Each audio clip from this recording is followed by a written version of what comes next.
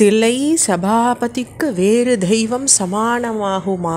தில்லை சபாபதிக்கு வேறு தெய்வம் சமானமாகுமா? ஒரு தரம் சிவ சிதம்பரம் என்று சொன்னால் போதுமே. அந்த அளவு அந்த ஈஸ்வரனுடைய நாமம் ஆகர்ஷண சக்தியுடையது, நமக்கு நன்மையெல்லாம் தரக்கூடியது, முக்தியையும் தர வரக்கூடியது. இப்போ நம்ம திருவாசகத்தில் 5வது பகுதியான திருச்சதகத்தில் இருக்கோம். அதில் ஆனந்த பரவசம் அப்படின்ற பகுதியில் 2 பாடல்கள் பார்த்துருக்கோம். அப்போ உன் அடியாரோடு நான் நீர் பூசிண்டு உன் அடியார்னு சொல்லப்பட்டேன், அதனால ஒரு ஏசுதல் கிடச்சிது. ஆனால் உன் அடிக்கு நான் ஆசைப்பட்டேன்னு சொல்கிறாரு போன பாடல்.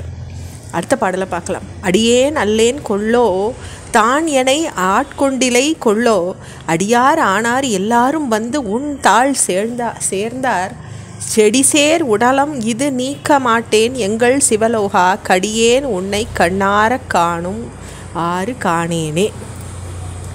அப்போ எங்கள் சிவலோகநாதா அப்படின்னு அழிச்சு விடுறார் சுவாமியை. அப்போ உன் மெய்யன்பர்கள் உன்னை அணுகி உன் திருவடியை அடைஞ்சிருக்காங்க.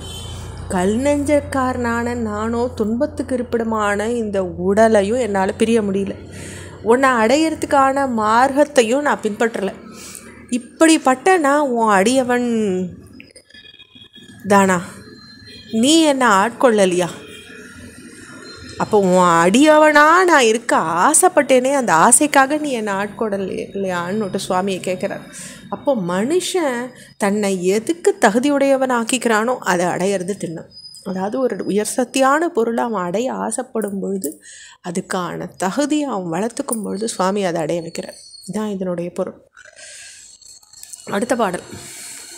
காணுமாறு காணேன் உன்னை அண்ணால் கண்டேனும், பானே பேசி என் தன்னை படுத்தது என்ன பரஞ்சோதி, ஆனே பெண்ணே ஆரமுதே அத்தா செத்தே போயினேன், ஏன் நான் இல்லா நாயினேன் என் கொண்டு அழுகேன் எம்மானே.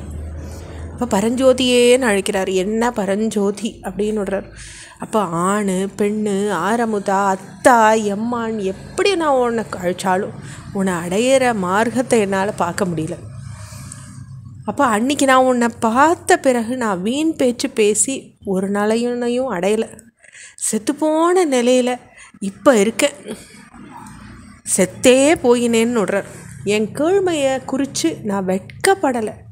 நாயினேன், நான் இல்லா நாயினேன், நாணமே இல்லை எனக்கு. அப்போது மேல்நிலை அடையிறதுக்கான ஆற்றல் என்கிட்ட இல்லை. நான் எப்படி தான் உய்ய போகிறேனோ தெரியலையே எம்மானே அப்படின்னு அழிச்சு விட்றேன். அடுத்த பாடல். மானேர் நோக்கி உமையாள் பங்கா மறையீர் அறியா மறையோனே, தேனே அமுதே சிந்தைக்கரியாய் சிறியேன் பழிபொறுக்கும் கோணே சிறிதே கொடுமை பறைந்தேன், சிவன் மாநகர் குறுக போனார் அடியார் யானும் பொய்யும் பரமே போந்தோமே. இப்போ கோணேன்னு அழிச்சுடுறார். அப்போ என்னுடைய அரசனேன்னு அழைக்கிறார். மான்னேர் நோக்கி, யார்? மான் போன்ற விழிகளை உடைய உமாதேவியாரான தக்ஷணபாகா, உன்னுடைய பாதி இடப்பாகத்தை அழைச்சவனே, வேதாந்தத்துக்கு எட்டாத மறைப்பொருளே, மறையீர் அறியா மறையோனே, அப்படிப்பட்டவனே, தேனே அமுதமே, என்னுடைய மனசுக்கு எட்டாதவனே, சிந்தைக்கரியாய் அப்படி எட்டாதவனே, என் குற்றத்தை மன்னிச்சு அருள்ற அரசே, என்னுடைய குறைபாட்டை நான் பறிஞ்சு உன்கிட்ட முறையிட்டு இருக்கேன். இப்போது அதாவது உன் அடியார்கள் உன்னை உரியவா ஆக்கியிருக்கா, நானும் பொய்யான பிரபஞ்சத்துக்கு உரியவனாக இருக்கேன், நானும் பிரபஞ்சமும் உனக்கு வேறாக இருந்துட்டு வரோமே,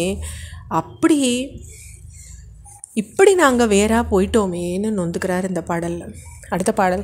புறமே போந்தோம் பொய்யும் யானும் மெய்யன்பு பெறவே, வல்லே நல்லா வண்ணம் பெற்றேன் யானறவே, நின்னை சேர்ந்த அடியார் மற்றொன்று அறியாதார், சிறவே செய்து வழிவந்து சிவனே நின்றாள் சேர்ந்தாரே. அப்போ இந்த ஜீவனும் நானும் ஜெகன்மாகிய இந்த மாயைக்கு உனக்கு புறம்பாயிட்டோம். இந்த மாயையில் ஆட்பட்டதுனால உன் பால பராசக்தி அனன்ய பக்தி பண்ணுவதற்கான உறுதியான தெய்வீக தன்மை என்கிட்டத்தில் இல்லை. உன்னை தவிர வேறு எதையும் அறியாத பரிபக்குவமான ஆத்மார்கள் ஜீவபோதத்தை அகற்றி உன் பாலை 2 கலந்துடுறாங்க. அறவே நின்னை சேர்ந்த அடியார் அப்படிப்பட்டவங்க சேர்ந்துடுறாங்க. அதுக்காக அவள் ஸ்ரேயஸ் மார்க்கத்தை தீவிரமாக கையாண்டிருக்காங்களே ஈஸ்வரா நோட்டுன்னு வந்துக்கிற தொடர்ச்சியை அடுத்த பகுதியில் பார்க்கலாம். ஓம் நம சிவாய.